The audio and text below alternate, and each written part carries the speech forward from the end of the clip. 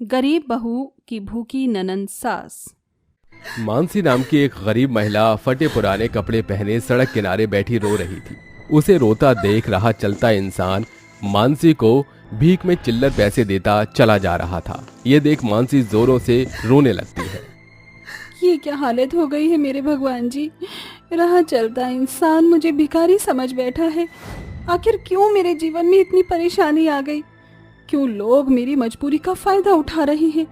ऐसी क्या गलती हो गई मुझसे जो इतनी बड़ी सजा मिल रही है मुझे? मजबूर मानसी दर्द भरे अंदाज में रोई जा रही थी। इतने में वहां एक कोमल नाम की लड़की आती है। मानसी? कोमल को देख मानसी के होश उड़ जाते हैं। कोमल और कोई नहीं बल्कि मानसी की बचपन की सहेली थी।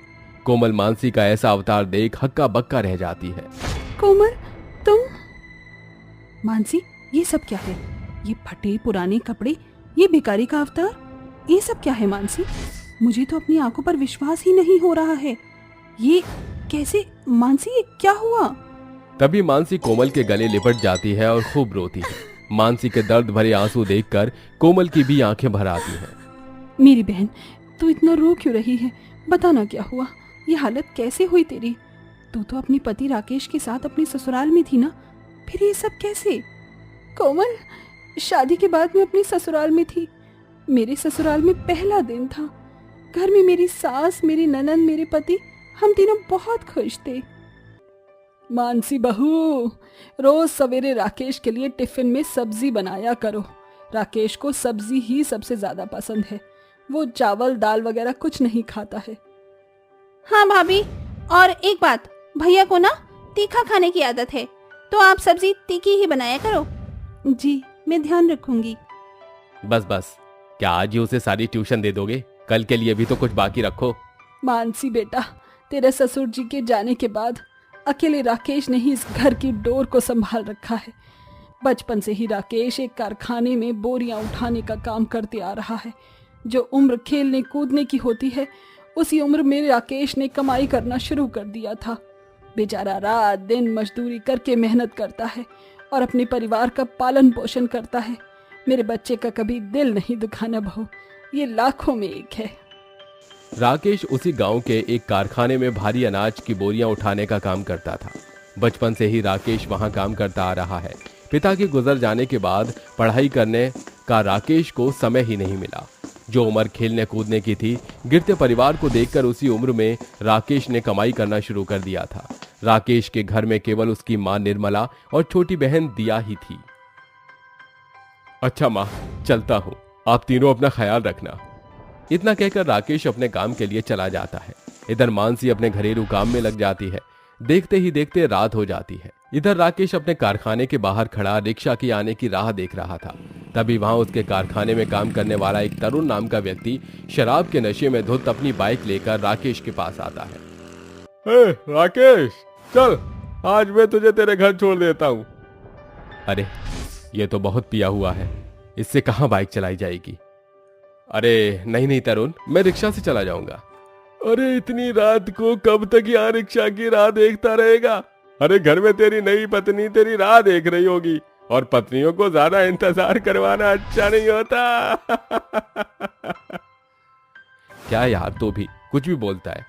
चल अब जल्दी छोड़ दे मुझे घर, और हाँ, बाइक आराम से चलाना भाई, अभी अभी शादी हुई है मेरी। अरे देख राकेश, आज मैं तुझे कैसे घर छोड़ता हूँ।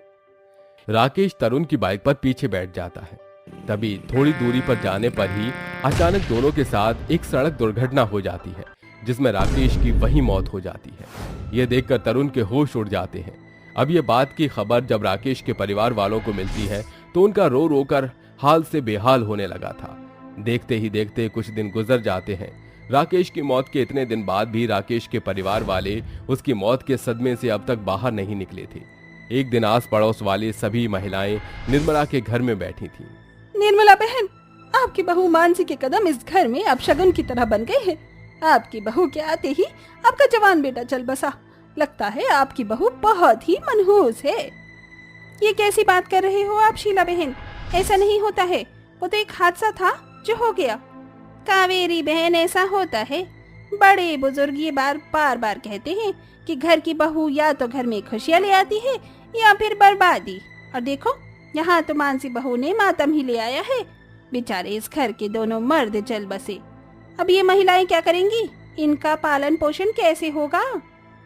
आप सही कह रहे हो काकी, ये मानसी हमारे इस घर में बर्बादी ले आई है। इसके मनहूस कदम पड़ते ही मेरे भाई इस दुनिया से चल बसे हैं। ये मानसी सच में मनहूस है। शीला की जली पिटी बातें निर्मला और दिया के दिमाग में घर कर जाती हैं और वो दोनों मानसी को ही इन सब का कसूरवार ठहराने लगी। थोड़े समय बाद जब महिलाएं अपने घर चली जाती हैं तब मनहूस मानसी, तेरे कारण ही मेरा बेटा चल बसा। अब तुझे ही हम दोनों का पालन पोषण करना होगा। बाहर जाकर तुझे ही काम करके पैसे कमाने होंगे और जैसे हमारा बेटा हमारा पालन पोषण करता था वैसे तुझे ही हमारा पालन पोषण करना होगा। यहाँ घर में अन्न का एक दाना नहीं है, न पास में कोई पैसे हैं। राकेश के होते हुए हमें कभी किसी चीज की कमी नहीं हुई और उसके जाते ही हमारे भूखे रहने की नौबत आ गई। अब देख क्या रही हो भाभी, जाओ जाकर कोई काम करो। मानसी रोते रोते घर के बाहर गांव में आती है और जगह जगह काम की तलाश में जाती है, पर कोई भी मानसी को काम नहीं देता। जिंदगी से थकी हारी मानसी शाम तक गांव में भटकने लगी। मुझे तो कोई काम भी नहीं दे रहा है, अब मैं क्या करूं? एक काम करती हूँ, राकेश जिस कारखाने में काम करती थी वहां जाती हूँ, शायद वहां मुझे कोई काम मिल जाए। मानसी उस अनाज के कारखाने में आती है जहां राकेश काम करता था। तभी मानसी वहां काम मांगने लगती है। उस कारखाने का मालिक अजय मानसी की बातें सुनकर उसे ऊपर से नीचे तक देखने लगता है। वैसे पति तो रहा नहीं तुम्हारा और इतना हार्ड काम तुमसे होगा नहीं। हाँ, पर एक काम है, अगर तुम करोगी तो मेरे घर में मैं अकेला रहता हूँ, रोज मेरे घर आकर सफाई कर दिया करो। मानसी को अजय की नजर कुछ ठीक नहीं लग रही थी। जिस अंदाज से वो मानसी की ओर देख रहा था, मानसी उसके इरादे साफ समझ गई थी। तभी मानसी वहां से दौड़ती हुई बाहर गांव में चली आती है।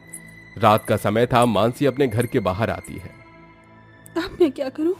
लोग काम देते नहीं और बाकी मजबूरी का फायदा उठाने पर तुले हैं। क्या मजबूर होना भी गुनाह है? अब मैं माझी और दिया बहन से क्या कहूंगी? वो तो बेचारी कई दिनों से घर में भूखे प्यासे बैठे हैं। एक काम करती हूँ, किसी पड़ोसी से थोड़ा खाना मांग लेती हूँ। मानसी वहीं पड़ोस में शीला के घर जाती है और वहां खाना मांगने लगती है। अरे जा जा, यहाँ से मनहूस कहीं की, अपने ससुराल को बर्बाद करके अब क्या मुझे भी बर्बाद करने आई है? चल निकल यहाँ से। ऐसे मत कहिए, कई दिनों से हम तीनों भूखे हैं। घर में अन्न का एक दाना भी नहीं है, ना कोई मुझे काम दे रहा है। मेरी मदद कीजिए काकी। शीला मानसी को धक्के देकर अपनी चौखट से भगा देती है। मानसी रोते रोते अपने घर आती है। ये क्या बहू, तू खाली हाथ चली आई, पैसा नहीं लाई? माँ जी, मुझे कोई भी काम नहीं दे रहा। हर कोई बस मेरी मजबूरी का फायदा उठाने पर तुला है। अब मैं क्या करूं माँ जी, कहाँ जाकर काम करूं? कुछ भी करो भाभी, चाहे भीख मांगो, पर हमारा पालन पोषण करना अब आपके जिम्मे है। निर्मला और दिया मानसी को खूब खरी खोटी सुनाते हैं। देखते ही देखते कई दिन गुजर जाते हैं। मानसी रोज गांव में काम की तलाश में निकल पड़ती है, पर कोई उसे काम नहीं देता। आखिरकार भूखे रहने की वजह से निर्मला की तबीयत बहुत खराब हो जाती है। तभी डॉक्टर मानसी से कहते हैं, निर्मला बहन को बहुत कमजोरी हो गई है। अगर समय रहते इन्हें ये चिट्ठी पर लिखा सारा पोषण नहीं मिला तो इनकी जान भी जा सकती है। आप जल्दी ये सब दवाई और प्रोटीन लाकर इन्हें खिलाइए, वरना कोई दवा कोई डॉक्टर कुछ नहीं कर पाएगा। ये सुनकर मानसी और दिया बहुत रोने लगती हैं। कई दिनों से भूखे प्यासे रहने की वजह से तीनों का हाल से बेहाल हो गया था। अगले दिन मानसी फटे पुराने कपड़े पहने फिर से काम की तलाश में निकल पड़ती है। मानसी का अवतार एक भिखारी की तरह हो चुका था। तभी कमजोरी के कारण मानसी को चक्कर आ जाते हैं और मानसी वहीं सड़क पर गिर जाती है। तभी मानसी को उसकी बचपन की सहेली कोमल मिलती है। तभी मानसी कोमल को रो रो कर अपने सारे दुख बताती है। मानसी, तुम्हारे साथ जो हुआ उसे बदल तो कोई नहीं सकता, पर हाँ, मैं तुम्हें अपनी कंपनी में नौकरी जरूर दिलवा सकती हूँ, जिससे तुम्हारे जीवन में आई सारी परेशानी दूर हो जाएगी। चलो मानसी, हम तुम्हारे घर चलते हैं। कोमल मानसी को लेकर घर आती है। तभी कोमल अपने पैसों से मानसी के घर में राशन भरती है और उसकी सास निर्मला का इलाज भी करवा देती है और मानसी को एक कंपनी में नौकरी से भी लगा देती है। जीवन में बदलाव कब और कैसे आ जाए, इस बात की कल्पना हम सपने में भी नहीं कर सकते। अब मानसी रोज काम करने लगी और अपने परिवार के साथ एक हंसता खेलता जीवन बसर करने लगी। गरिमा अपनी 3 बेटियों के साथ रहती थी। उसका पति रामलाल शुगर का मरीज था। एक दिन रामलाल को जोर का चक्कर आया और वो वहीं गिर पड़ा। चेकअप कराने पर पता चला कि उसकी शुगर बहुत ज्यादा बढ़ रही है, जिसकी वजह से वो अब कुछ भी करने के लायक नहीं था। अरे बानी। हाँ माँ। बेटा मुझे ना आज पड़ोस वाली आंटी का सूट थोड़ा जल्दी सिल कर देना है। तो तू मेरा एक काम कर दे। क्या काम है? तू अपने पापा को जाकर ये दलिया खिला दे। जी माँ। गरिमा कपड़े सिलने चली गई। जब से रामलाल बीमार हुआ था तब से घर की सारी जिम्मेदारियां गरिमा के सिर पर ही आ गई थीं। ये ग्राहक भी ना एक तो जल्दी के सूट दे देते हैं और ऊपर से डिजाइन भी लगाओ। जो भी हो करना तो पड़ेगा। गरिमा ने खूब मेहनत से अपना काम किया और उसके बाद वो किचन में खाना बनाने चली गई। अरे मेरी वजह से तुम्हें क्या क्या करना पड़ रहा है, और एक मैं हूँ। अब आप मुझे देख देख कर ज्यादा टेंशन मत लीजिए, मैं ठीक हूँ। गरिमा ने ऐसा बोलकर बात को खत्म कर दिया। उसने खाना बनाया और वो फिर से मशीन पर बैठकर अपना काम करने लगी। माँ आप क्या सिल रही हो? अरे कहाँ पर थी तुम तीनों? खाना नहीं खाना है तुम्हें? मम्मी हम ना बाहर खेल रहे थे। ओहो, खेल के आगे तो तुम्हें भूख की चिंता भी नहीं रहती। चलो रवि को बुला कर लाओ और खाना खा लो। उसके बाद मेरे पास तुम्हारे लिए एक सरप्राइज है। सरप्राइज? सच? मैं अभी आती हूँ। रावी अपनी बहनों में सबसे छोटी थी। सबसे बड़ी बहन की उम्र 12 साल थी। तीनों ही गरीब बच्चियां सरप्राइज का नाम सुनते ही बहुत खुश हुई और खुशी खुशी अपने घर आ गईं। माँ कहाँ है हमारा गिफ्ट? ये रहा। गरिमा ने अपनी तीनों बच्चियों को अपने हाथ से सिला हुआ एक एक सलवार सूट दिया। ये भला कैसा गिफ्ट है माँ? हम सलवार सूट ही तो पहनते हैं। हाँ लेकिन ये वाला नया है और ये गर्मी के हिसाब से सबसे अच्छे कपड़े होते हैं। देखो तो तुम्हारे सूट भी कितने अच्छे लग रहे हैं। हाँ आपने ठीक कहा माँ, ये बहुत सुंदर हैं। गरिमा ने किसी तरह अपनी बेटियों को सस्ते सस्ते सूटों से ही खुश कर दिया। वो हमेशा ही अपनी बच्चियों को अपने हाथ से सिलकर बिल्कुल सादे सादे कपड़े पहनाती थी और उसकी बेटियां भी उन्हें खुशी से पहन लेती थी। इसी तरह से दिन बीतते जा रहे थे। एक दिन वीना की सहेली उसके घर आई। अरे तू बोल, कैसे आना हुआ? वीना, मैं तुझे ना अपनी बर्थडे पार्टी में इनवाइट करने के लिए आई हूँ। कल शाम को 4 बजे अपनी दोनों बहनों के साथ आ जाना। Birthday party? ठीक है। वैसे तू कल क्या पहनने वाली है? मैं तो कल बहुत ही सुंदर लहंगा पहनूंगी। देखना कल सबसे अच्छी ड्रेस मेरी ही होगी। वीना बेचारी एक पल के लिए उदास हो गई, लेकिन जब उसकी सहेली चली गई तब उसने गरिमा से कहा, माँ वो कल मुझे अपनी फ्रेंड के घर पार्टी में जाना है, तो मैं क्या पहनूं? अरे अचानक, अब मैं क्या बताऊं? क्या कोई सूट सिला हुआ रखा है?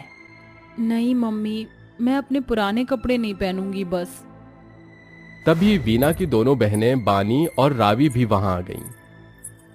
हाँ मम्मी, आप हमेशा ही हमें बिल्कुल सादे कपड़े पहनाती हो, लेकिन अब हमें भी कुछ अच्छा पहनने को चाहिए। कल वीना दीदी की सहेली बहुत सुंदर लहंगा पहनने वाली है, तो हमें भी कल लहंगा ही पहनना है। अरे पर अचानक ही लहंगा कहाँ से आएगा? आप सिल दो ना माँ, आप जिस तरह हमारे लिए सादे कपड़े सीती हो उसी तरह से सिल दो ना प्लीज। हाँ माँ, सिल दो ना। अपने बच्चों की फरमाइश करते हुए मासूम चेहरे गरिमा से देखे नहीं गए और उसने उनके लिए लहंगा सिलने को हाँ कर दी। लेकिन सवाल यह था कि वो इतने कम समय में लहंगा सिलती किस चीज से? मेरे पास तो अच्छी सी नेट लाने के लिए भी पैसे नहीं है। एक काम करती हूँ। गरिमा ने किसी तरह सिलाई की बची हुई कतरों और बेकार पुराने कपड़ों से कपड़ा निकाल कर 3 लहंगे बना दिए। वो लहंगे देखने में बहुत ही अजीब थे। माँ, लहंगे बन गए क्या? हाँ बेटा, बन गए। अब तुम इन्हें पहन लो और जल्दी से पार्टी में चली जाओ। बेचारी बच्चियां ये भी ढंग से नहीं जानती थीं कि लहंगा कहते किसे हैं। उन्होंने उन अजीब से लहंगों को पहना और वो पार्टी में चली गईं। अरे तुम आ गई भी ना। तीनों बहनें गीता का सुंदर लहंगा देखकर थोड़ी सी दुखी हो गईं। जैसे ही वो अंदर गईं, सभी उनका मजाक बनाने लगे। अरे जरा देखो तो कौन आए, 3 जंगली। ये बोला तुमने क्या पहना हुआ है? जो भी है बहुत ही गंदा है। तुम्हारे लहंगों से अच्छी तो हमारी फ्रॉक है। तुम्हें यहाँ बुलाया किसने है? मतलब देखने से तो तुम बिल्कुल भिखारिन लगती हो। अपनी इतनी बेइज्जती सुनकर तीनों ही बच्चियां आंखों में आंसू लिए घर लौट आईं और घर आते ही उन्होंने वो लहंगे अपनी माँ के मुंह पर दे मारे। क्या हुआ? इन्हें आप ही पहन लेना और आज के बाद आप कभी भी मुझसे बात मत करना। अरे पर माँ, आज आपकी वजह से हमारा बहुत मजाक बना है, अब आप हमसे कभी बात मत करना। तीनों लड़कियां मुंह फुलाकर चली गईं। गरिमा की आंखों में भी आंसू आ गए। जमाना बहुत खराब है, कभी भी कोई किसी की 2 पल की खुशी को बरकरार क्यों नहीं रहने देता है। मैंने अपनी बच्चियों का दिल रखने के लिए लहंगे सिले थे। मैं खुद भी जानती हूँ कि ये जरा भी अच्छे नहीं है, लेकिन ना ही मेरे पास इन्हें सिलने के लिए समय था ना ही सामान। लेकिन अब मैं क्या करूँ, अपनी बेटियों को कैसे खुश करूँ। अपनी माँ को तीनों ही बेटियां छुप कर देख रही थीं। हमें माफ कर दो माँ, तुम रो मत। जैसे ही गरिमा का आंसू उस लहंगे पर गिरा, अचानक ही लहंगे हवा में उड़ने लगे और काफी तेज चमकने भी लगे। ये क्या हो रहा है? उन लहंगों की चमक अचानक ही कम हुई और वो तीनों बहुत ही सुंदर लहंगों में बदल गए। पहला लहंगा था बिल्कुल शरबत की तरह गुलाबी रंग का, जो बहुत ही चमकदार और खूबसूरत था। दूसरा था हल्का जामुनी, वो भी बहुत सुंदर था। और तीसरे लहंगे का कलर था फिरोजी, वो भी बहुत ज्यादा खूबसूरत था। उन तीनों ही लहंगों की चुन्नियां भी उन्हीं के रंग की थी और वो भी बहुत हैवी और खूबसूरत थी। वाह, कितने सुंदर लहंगे। तीनों बच्चियों ने वो लहंगे पहन लिए और पहनते ही एक और जादू हुआ। राशि ने फिरोजी लहंगा पहना था। लहंगा तो अच्छा है, लेकिन काश हम पर पैसे भी होते तो हम बाबा का इलाज करा देते। अचानक ही लहंगे में हलचल हुई और उससे बहुत सारे पैसे निकलने लगे। ये तो कमाल ही हो गया, इतने सारे पैसे। इसी तरह उन दोनों ने भी अपने अपने लहंगे पहन लिए। बानी का लहंगा गुलाबी रंग का था। उसका लहंगा पहनते ही जैसे ही वो घूमी तो वहां पर लहंगों की बारिश होने लगी। ये तो चमत्कार है। अब मेरी बारी है। लहंगे, मुझे पैसे दो। चलो, मुझे लहंगे दो।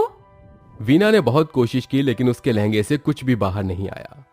ये क्या, मेरा जामुनी लहंगा तो जादुई है ही नहीं। उदास मत हो, ऐसा मेरे साथ ही क्यों हुआ? तभी वीना का बाप चिल्ला पड़ा। अरे मुझे बहुत दर्द हो रहा है गरिमा, अरे मेरी दवा दे दो। दवा तो खत्म हो गई है, अब मैंने क्या दूं? हे भगवान, तू इन्हें जल्दी से ठीक कर दे। गरिमा के ऐसा बोलते ही वीना के लहंगे में हलचल हुई और इस बार लहंगे से दवाइयां निकल कर आईं। ये क्या, शायद यही तेरे लहंगे का जादू है वीना। गरिमा ने जाकर वो दवाइयां रामलाल को खिला दी। अचानक दवा खाते ही रामलाल के शरीर में जान सी आ गई और वो उठ खड़ा हुआ। अरे आप खड़े मत होइए। अरे मैं ठीक हूँ, ये दवा तो बहुत कारगर थी।